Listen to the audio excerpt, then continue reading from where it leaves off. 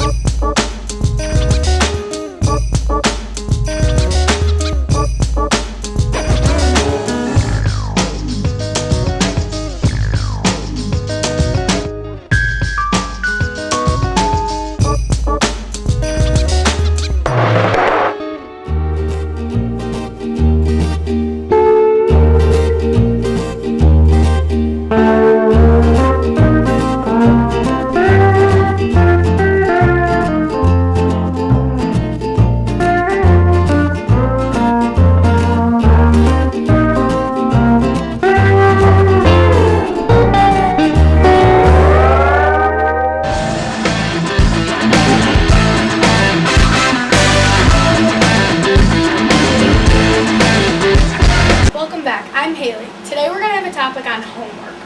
Homework can be so stressful, trust me, I know. But it does help a ton. You have to make sure that you're doing it, and you have to make sure that you're not just copying off of friends, which a lot of people do, which I know. My favorite topic to do homework on is social studies. Social studies is my favorite class in school. I love social studies because I love learning about all the historical facts and everything that happened in the United States. My favorite topic about social studies is the civil rights movement. I love learning about all the powerful people that helped our country. My favorite person in the civil rights movement was Martin Luther King. He stood up and made so much movement towards civil rights. And guess what? We have a little clip that we're going to show you today about him.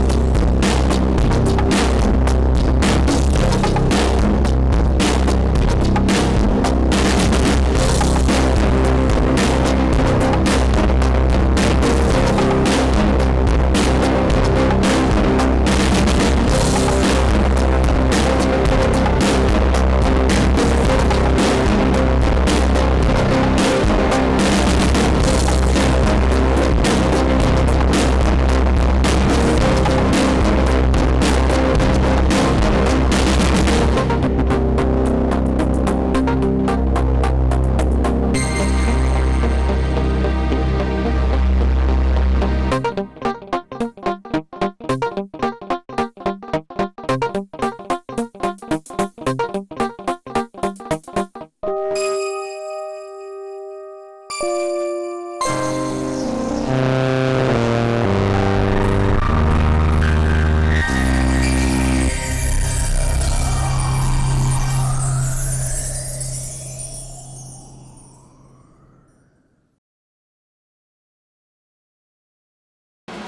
gives you a little idea about what civil rights movement was about. Wow, wasn't that so powerful? Alright, now we're going to take a little break. See you back soon. My name is Dr. Anita Goel. I'm the chairman and CEO of NanoBioSim, based in Cambridge, Massachusetts. Winning the X Challenge by Nokia has been wonderful for us because it actually helped bring us out of stealth mode. For over 20 years, my own research has been at the intersection of nano, bio, and physics, and the tricorder represents the synthesis of not only the nanosensors like we've developed in the Nokia X Challenge, but the integration of that into a platform. My parents had emigrated from India. I was born in Massachusetts, and when I was 3, we moved down to this little rural town called Prentice, Mississippi. And on the one hand, I loved physics and mathematics, and on the other hand, my dad's a surgeon, so I used to spend a lot of time with him in the operating room. And by the time I was 8, I thought I was already an MD. In a lot of the traditional medical diagnostics, they're more based by the disease system or the infection or the target, and less by an underlying principle of diagnosis. What we're doing in my company at NanoBioSim is we are actually building a next generation platform for that kind of diagnosis, the same gold standard, but in a mobilized platform that enables you to take that ability of diagnosing disease outside of a hospital or centralized pathology lab and bring it into a doctor's office, people's homes, in even rural remote villages in the developing world. If you look at what Google did for the internet and what the advent of cell phones did for the telecommunications industry, they decentralized access to that commodity, so they empowered a lot more people to have access to that. And there are 4 billion people today on Earth who don't have access to basic health care. So my belief is if we can scale technologies like our gene radar affordably on a large scale and decentralize, mobilize, and personalize it, we have the ability in our lifetime to give those 4 billion people access to health care like they've never had before.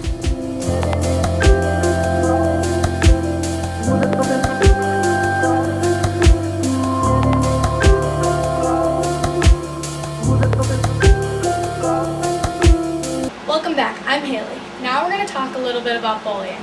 Bullying is a very serious problem that we're having, and a lot of people are turning into bystanders of bullying.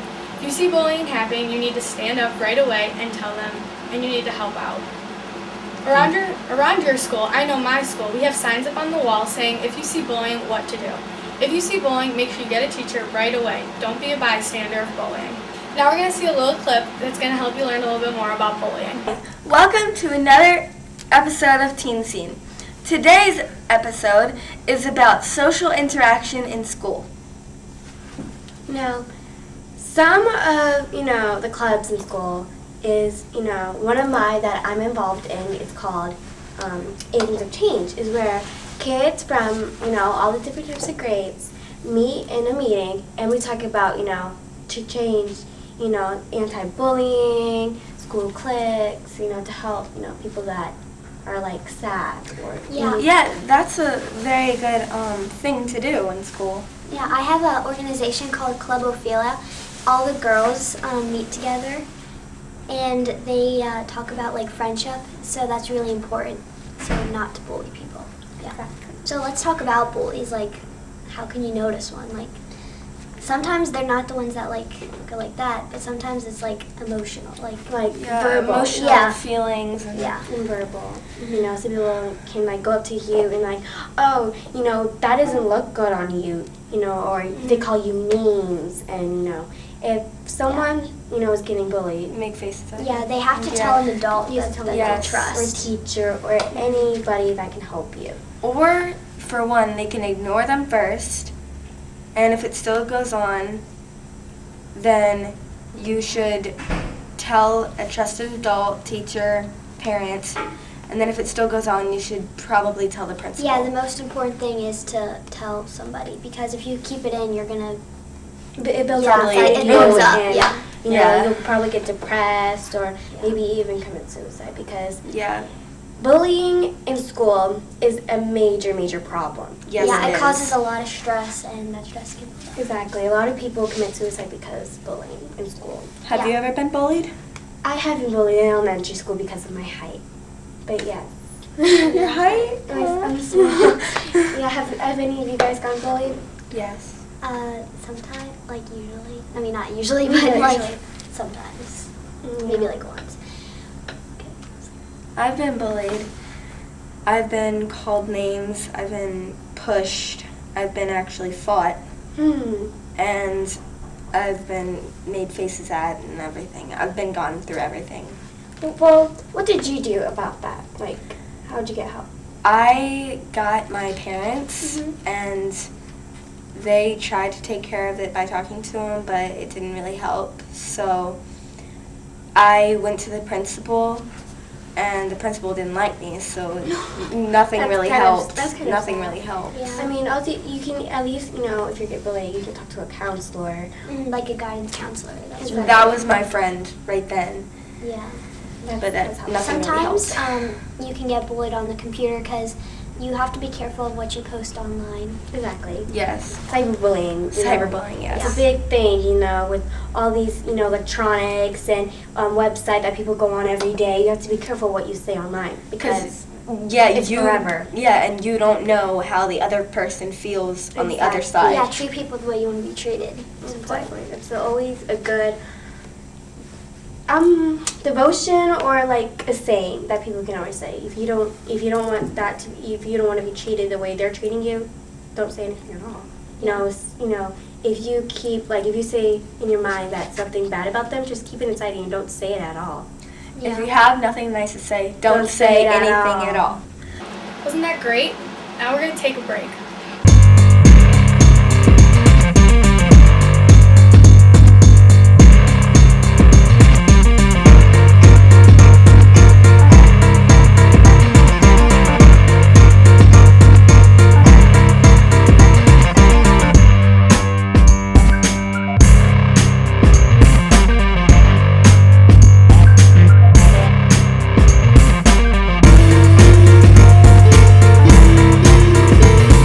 Welcome back. Now we're going to talk about driving while texting. Driving while texting can be fatal to anyone's life or even yours. When you hear that little buzz, don't answer it. You think that it's going to take 1 second and no one will notice and nothing will happen, but that 1 second can take someone else's life. So kids, make sure you're not driving and texting. And speaking of the internet, make sure that on social media you're using safe. Make sure all your accounts are private because you never know what other people are looking at. You have to be very careful on social media. There's a lot of people who will act like they're 13, but they're really not. My parents, I'm lucky because my parents have a block on that has my account on private settings, so only my friends can see what I post. Okay, we'll be back with more. Don't go anywhere.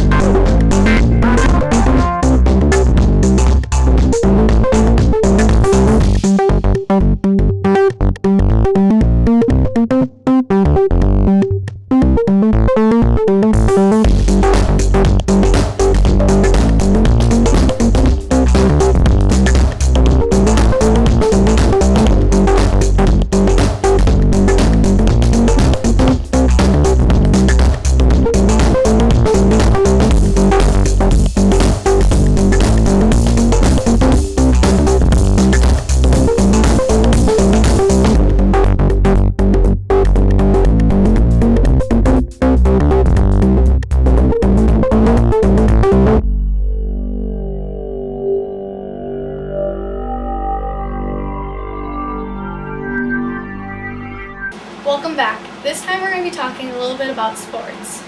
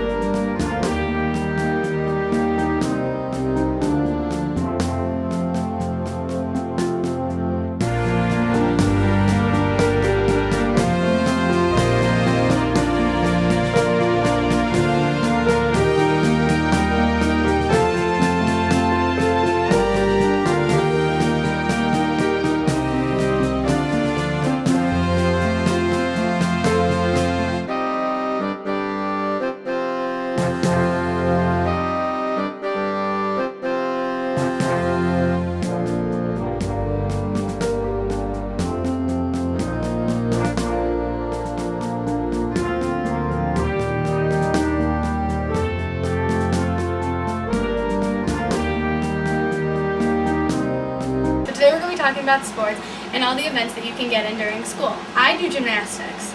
Gymnastics gave me a great opportunity to meet tons of new friends that are now practically like my sisters to me. I've also met great new coaches that are like my second home to me. We're so lucky that Title IX exists because that helped a lot of women gain the acceptance to do a lot of sports. Let's take a look at this clip. Is the most powerful woman in American politics and the most powerful House Speaker since Sam Rayburn a half century ago. So, it is without, I don't need to say more. I am so delighted to welcome Democratic leader Nancy Pelosi.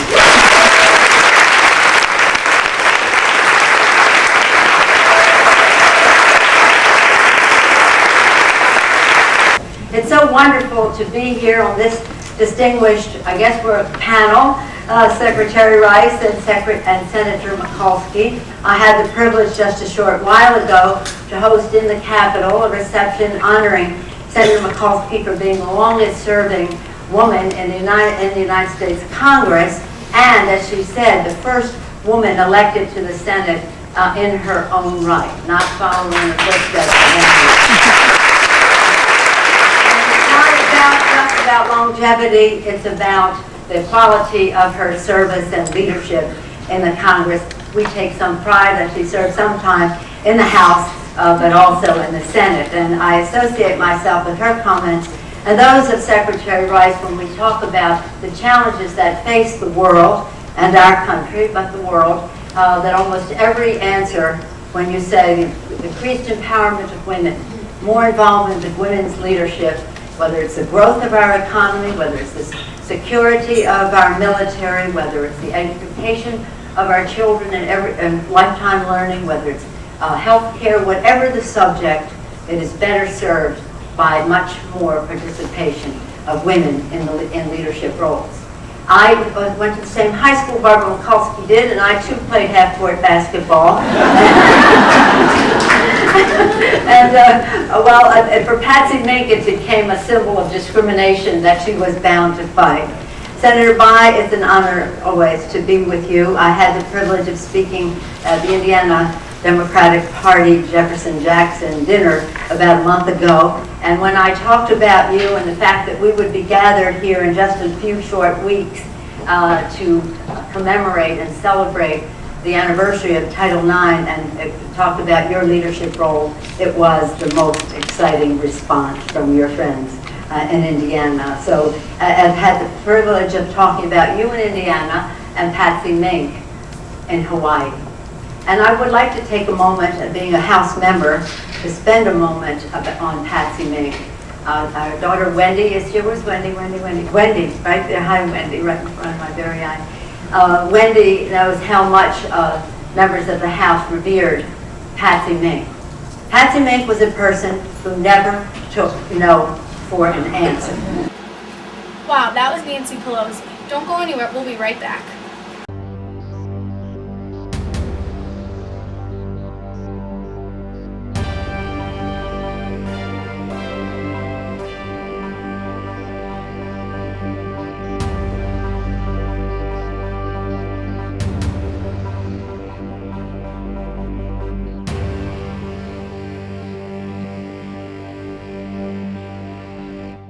Welcome back. Today we're talking about sports. Sports are great to get into. I know a lot of my friends have met so many good friends on lacrosse teams in school, and you can also join high school teams. We're focusing a lot on Title IX today, so let's take another look at this. She has been serving as a mentor to other women senators when they first took office. She builds coalitions. She proves that Senate women are not solo acts, but work together to get things done. She is a trailblazer. Her first election was a successful run for Baltimore City Council in 1971, and she, as of March 17, 2012, has become the longest serving woman in the history of the United States Congress. And I always take her mantra with me, that when in the face of adversity, you square your shoulders, you stand up straight, and you put on your lipstick.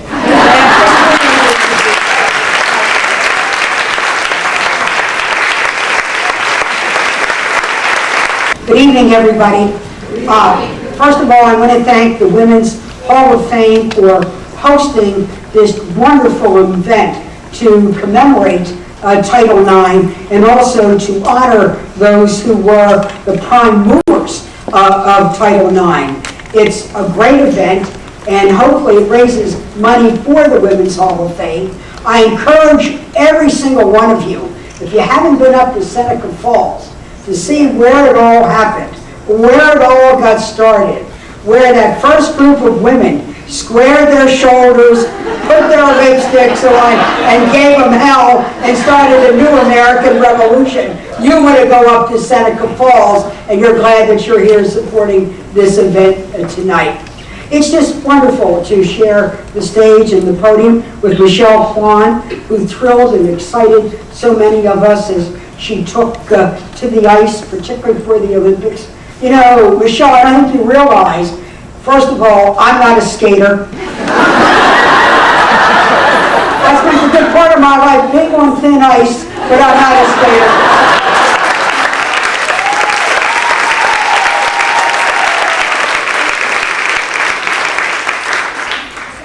Bryce got her skates just about the time I won my first election. But Michelle, when you went out on that ice and you took the hopes and dreams of yourself and all the work that you had put in to being a champion skater, you knew you were taking the hopes and dreams of your country, representing us there. But also what you were doing was taking the hearts of little girls all over America who wanted to get out there, to give it their personal best, to give it a try, to give it a go. And we want to thank you for the inspirational leadership that you have provided so many. And to show that men of quality never fear we women who seek equality.